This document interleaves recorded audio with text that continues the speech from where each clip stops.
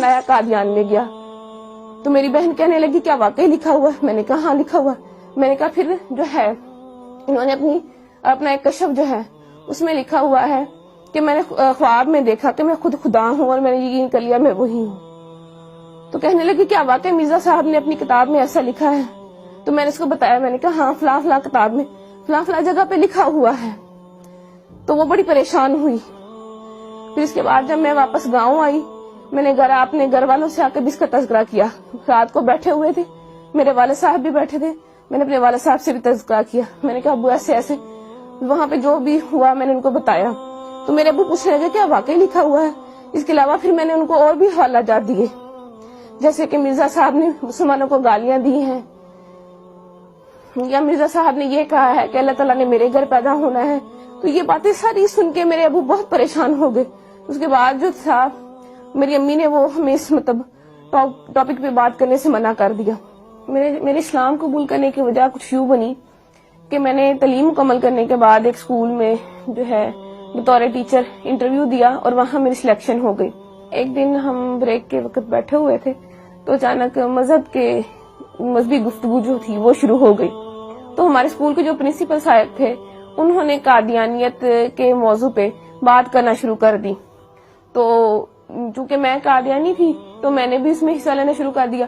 میں نے بھی ان کو بتایا کہ قادیانیت کے میں فضائل و مراقب جو تھے وہ انہیں بتانا شروع کر دیے, کیا قادیانیت ایسے ہے ویسے ہے, یعنی کہ قادیانیت کی ایک بڑی اچھی تصویر میں نے ان کو بتانا شروع کر دی.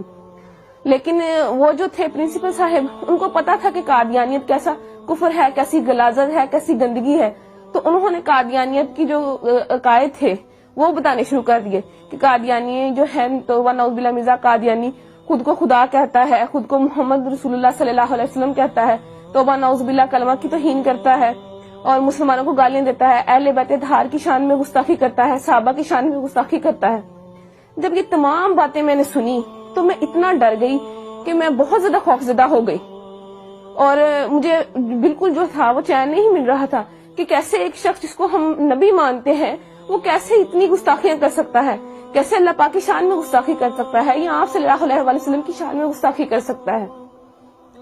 تو میں گھر آتی ہوں تو میں سو جاتی ہوں اور میں نے جب خواب دیکھا تو میں وہ خواب دیکھ کے بہت ڈر جاتی ہوں. خواب کچھ ایسا ہے کہ میں اپنے گھر کے باہر موجود ہوں, گرمیوں کے دن ہے, سخت گرمی ہے اور میں گلی میں اکیلی موجود ہوں, میرا سر بھی ننگا ہے اور میرے پاؤں بھی ننگے ہیں.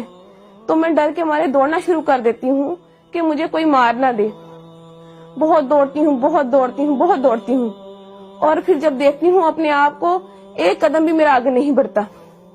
اس بات سے میں بہت پریشان ہو جاتی ہوں کہ میں نے اتنی محنت کی, اتنی دوڑی, اتنی جو ہے ہمت کی میں نے, لیکن اللہ تعالیٰ نے میرا ایک بھی قدم آگے نہیں بڑھایا.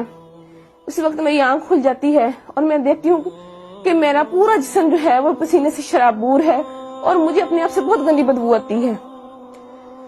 پھر اس کے بعد یہ خواب جو ہے مجھے متواتر آیا اور جب بھی آتا مجھے ایسے ہی ڈرا جاتا.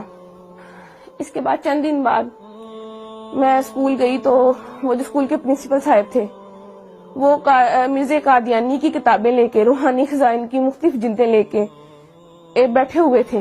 انہوں نے مجھے بلایا اور مجھے کہنے لگے کہ جو جتنی باتیں میں نے تمہیں یعنی کہ جتنے قادیانیوں کے عقائد میں نے تمہیں بتائے ہیں اگر میں تمہیں ان کتابوں سے دکھا دوں تو کیا تم یقین کر لو گی؟ میں نے انہیں کہا جی میں ضرور یقین کروں گی.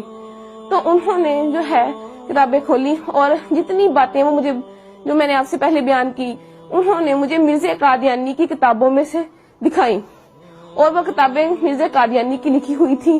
روا کی جو ہے ضیاء الاسلام پریس وہاں سے شائع ہوئی تھی.